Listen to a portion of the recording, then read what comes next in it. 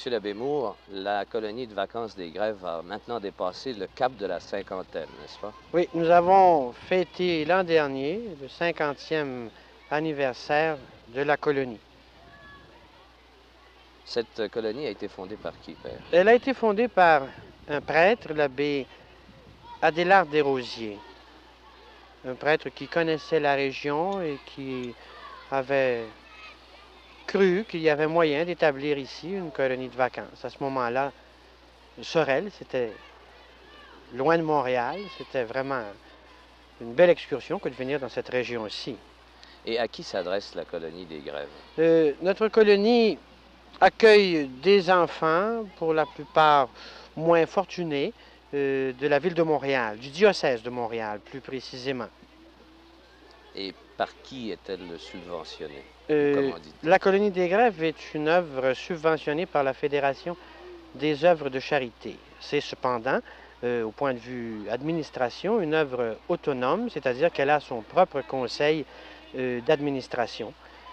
Et ce conseil est composé de laïcs et de prêtres, tous bénévoles, qui s'intéressent à l'enfance et qui veulent lui procurer des vacances saines. Justement, combien de jeunes Montréalais recevez-vous chaque année ici? Eh bien, nous avons 3 camps de 3 semaines chacun, et à chacun de ces camps, nous recevons 650 enfants. Ça veut dire que durant l'été, nous accueillons ici près de 2000 enfants. Et par conséquent, je pense que depuis 50 ans, nous avons passé aux grèves à peu près 75 000 petits Montréalais. Mon nom, c'est Gilbert Richer, j'ai 12 ans. Guy Marchessault, 12 ans. Serge Lirette, 14 ans. Réal Rondeau, 13 ans. Alors, si j'en juge par vos âges, vous êtes chacun dans des camps différents, n'est-ce pas? Les deux plus vieux, vous êtes, vous autres, dans ce qu'on appelle ici les pionniers. Oui. Qu'est-ce que c'est, ça, les pionniers, exactement? Ce sont les plus vieux des 3 groupes de jeunes qui viennent ici aux grèves. Et vous avez des activités différentes des autres? Bien, pas tellement, mais ils adaptent le degré des difficultés à surmonter dans chaque activité selon l'âge des concurrents. Quel genre d'activité, justement, après, un peu plus tard? Un peu plus tard, on peut jouer comme soccer, une partie de soccer contre notre équipe. Bien kickball, baseball. Il y a différentes activités comme l'athlétisme et l'hébertisme aussi, hein? Oui. Qu'est-ce que c'est un peu l'hébertisme? Mais c'est comme les corps de Tarzan, c'est nous apprendre à perdre le vertige. Ah bon, alors vous vous exercez à grimper, soit sur des câbles, dans des arbres ou sur des murs. On monte sur des murs. Il y a aussi le boa, c'est des pneus qui accrochent à part des chaînes. Il faut passer au travail sans toucher à terre. Oui. Bon, puis aussi les échelles de corde d'âge à monter. Il y a des câbles pour monter, marcher sur un arbre dans les airs. Oui. Il y a une corde à monter. Il y a une place, il faut passer en dessous sans toucher au bois. Puis il y a aussi les chaînes, aussi, les anneaux. Oui. Les anneaux, puis un bâton, il faut passer par-dessus sans le toucher. Est-ce que vous êtes champion, vous autres, là-dedans? Maintenant, j'ai passé des scalps. Oui. On a réussi. Pourrais-tu m'expliquer ce que c'est qu'un scalp, exactement?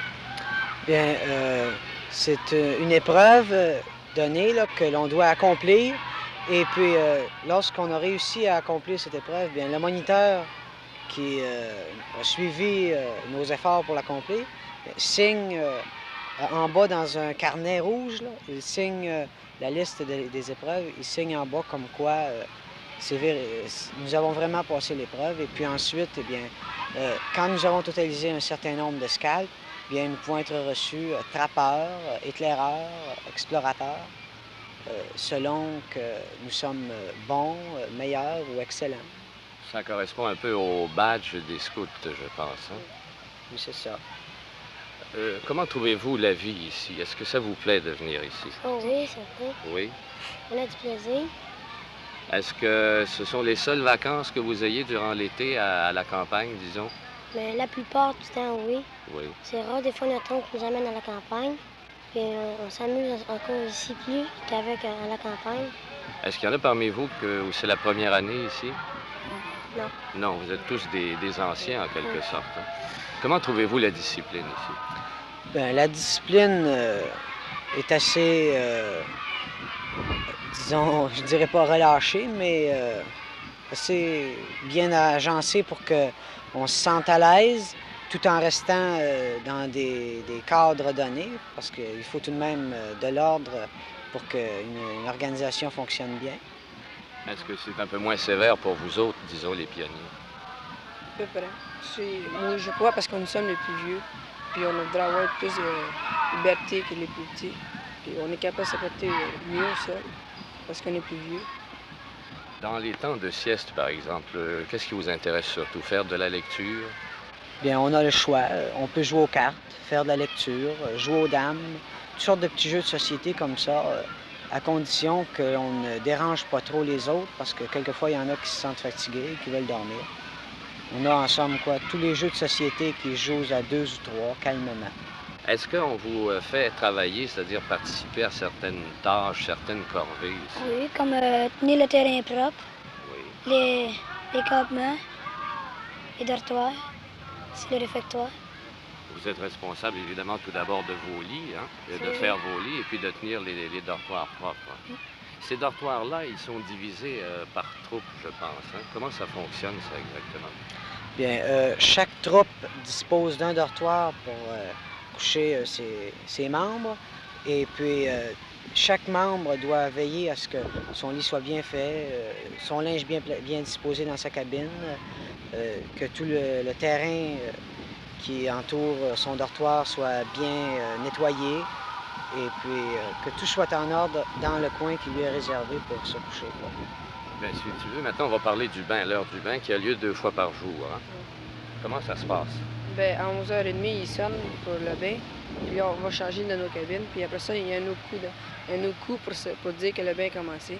Puis là, on se baigne. Et puis, il y a un gardien qui se promène dans ce là pour que quelqu'un va se mouiller. Et puis, quand le bain est terminé, il sonne. Puis on va changer. Puis après ça, quand on a fait le changement, des fois, il y a des jeux où on va manger.